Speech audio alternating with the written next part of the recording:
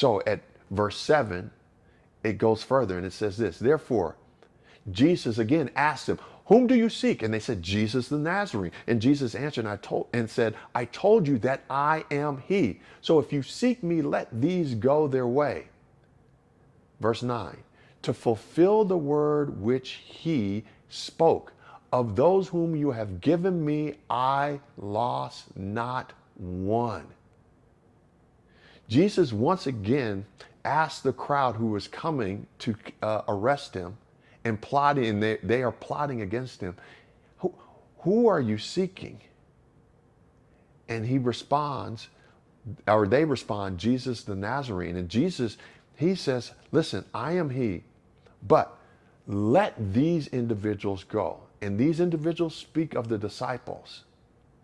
And so in response, Jesus asked for safety for the disciples, that they would be able to leave without harm. And it reminds me of Jesus' statement in John 17. Again, that he had stated that I have not lost not one whom you have given me, Father. Not one. And it's a fulfillment of the mission that God has given him.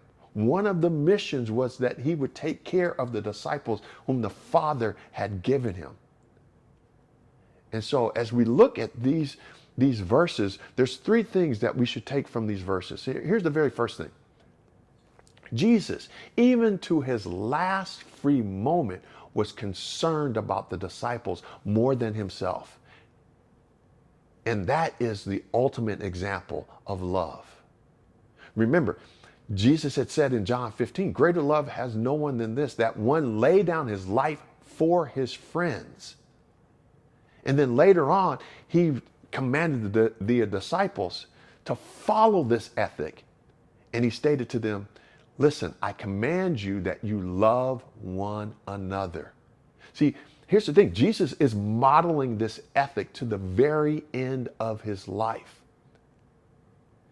He was concerned about fulfilling the mission of the Father, but he was also showing and demonstrating his love for the disciples, even to the point that he says, Father, I did not lose not one except for the son of perdition, speaking of Judas.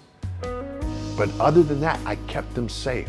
I was the good shepherd. I laid down my life for the sake of the sheep. And see, again, this speaks again of his desire to fulfill the will of God, fulfill Scripture.